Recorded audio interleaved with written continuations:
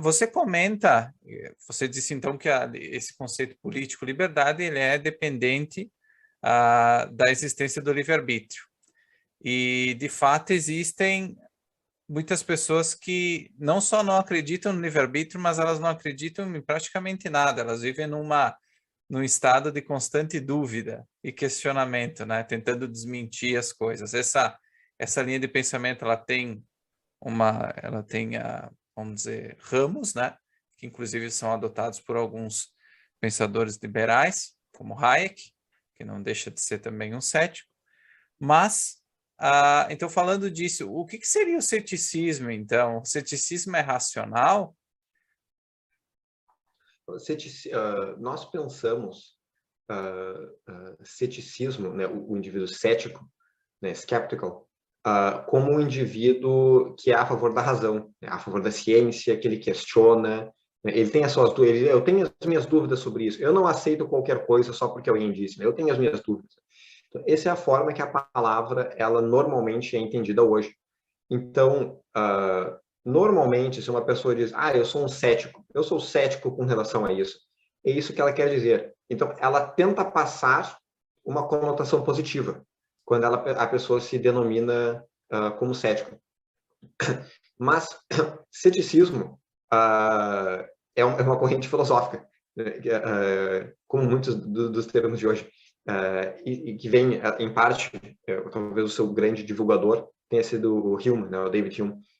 E a perspectiva que o ceticismo tem como teoria filosófica, teoria na epistemologia, é que conhecimento não é possível. Ou seja, é uma perspectiva sobre conhecimento que diz que conhecimento não é possível.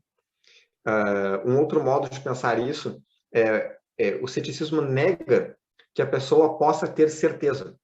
Certeza como status epistemológico, ela diz, não, o máximo talvez que eu possa ter é muito provável, mas certeza eu não posso dizer. Então, eu nunca posso dizer eu sei, eu tenho certeza.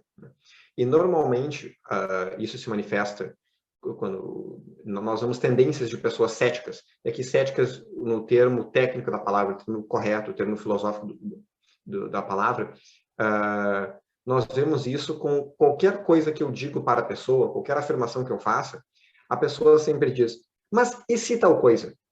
Então, eu faço uma afirmação sobre, vamos dizer, determinados dados estatísticos de eleições, por exemplo. Agora é o tema aqui no Brasil no momento, né? E aí eu digo, o candidato tal teve X% de intenção de voto. E o cético diz, eu não confio nas pesquisas, eu tenho minhas dúvidas, mas e se eles manipularam as pesquisas? E se é um instituto enviesado?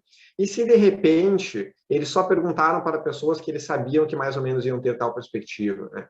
Então, eu nunca posso dizer que, não, eu sei que dentro desse estudo estatístico, desse estudo feito sobre intenção de votos, o candidato tal teve X% de intenção de votos. O cético, ele nunca aceita isso. Não existe como eu provar algo para um cético. A mesma coisa agora com relação às vacinas do coronavírus, né? O cético, ele não existe grau de prova que faça com que um cético aceite que as vacinas são, regra geral, seguras e que elas são, faz muito mais sentido, né? Tirando casos específicos, faz muito mais sentido a pessoa se vacinar do que a pessoa não se vacinar, né? Especialmente, né, adultos, etc. Então, não existe nada que eu possa dizer para um cético que faça com que ele tenha certeza de algo. Então, respondendo, né, ceticismo é racional? E a resposta é não. Não existe nada de racional em eu negar a minha própria mente.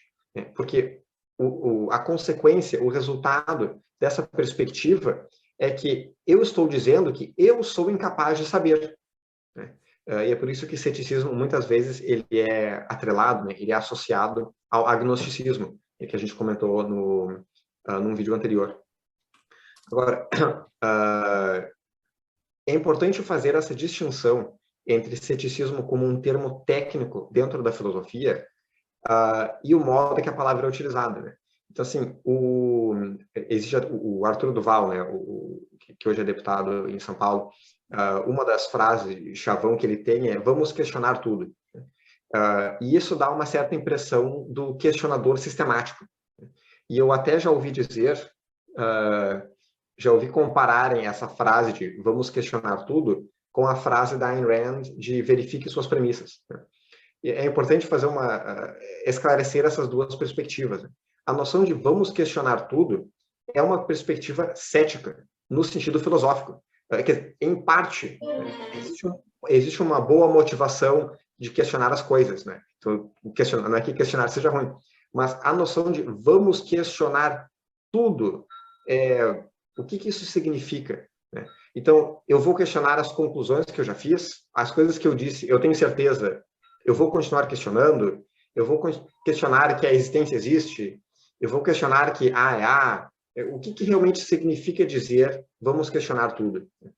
Então, é claro, dentro do contexto normalmente político e social que o Arthur Duval comenta, né, faz essa frase, o que ele quer dizer é vamos questionar tudo dentro da política. Então, se o candidato tal ou se o político tal disse tal coisa ou fez tal coisa, vamos investigar, vamos ser críticos com relação a essa pessoa, né? Independentemente do indivíduo, né? A noção de não vamos ter político de estimação, né? Vamos questionar, vamos ver se é assim mesmo, né? Isso é uma atitude positiva.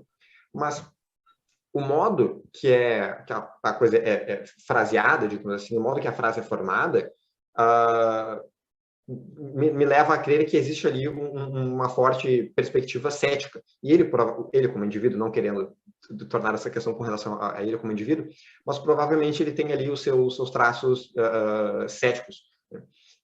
E isso é uma perspectiva muito diferente da noção que a Ayn Rand tem de verificar as suas premissas.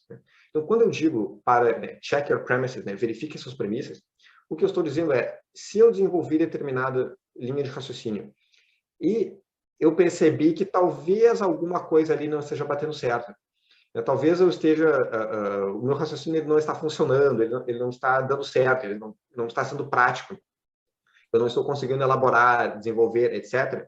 O modo que eu tenho para corrigir determinada linha de pensamento é voltando para as bases, voltando para as premissas, né? E analisando quais foram as ideias que eu tomei como certas, ou seja, as minhas premissas, né, que eu aceitei, ainda que eu passe por um processo de validação, de verificação dessas premissas, o que eu tomei como certo para desenvolver tal linha de raciocínio, que talvez não seja certo, que talvez esteja incorreto. Né? Então, isso que verificar as suas premissas significa. Agora, o indivíduo, o objetivista, o indivíduo racional, ele tem as suas premissas, ele tem as suas convicções, e quando ele tem uma convicção, ele deixa de questionar essas convicções. Ele passa, não, isso é verdade, né? Eu não, quando eu acordo de manhã, eu não penso, o indivíduo é dotado de livre-arbítrio, A é A, as coisas possuem identidade, né? Eu não faço esses questionamentos, né? Eu já tenho isso como estabelecido no meu conhecimento. Então, só o que vale a pena eu questionar são coisas que, de fato, valem a pena questionar, né? Coisas que eu tenho dúvida, coisas que eu estou incerto, coisas que talvez eu tenha alguma hipótese, eu tenha alguma razão para crer, que talvez o que eu aceitei como verdade, o que eu tomei como certo, talvez não é bem assim, talvez tem aspectos que eu tenho que explorar, né, etc. Então, resumindo, né? Ceticismo tem esses dois sentidos. Um deles tem um aspecto que é positivo, voltar à ciência, voltar a questionar, né, a ter as suas dúvidas, etc.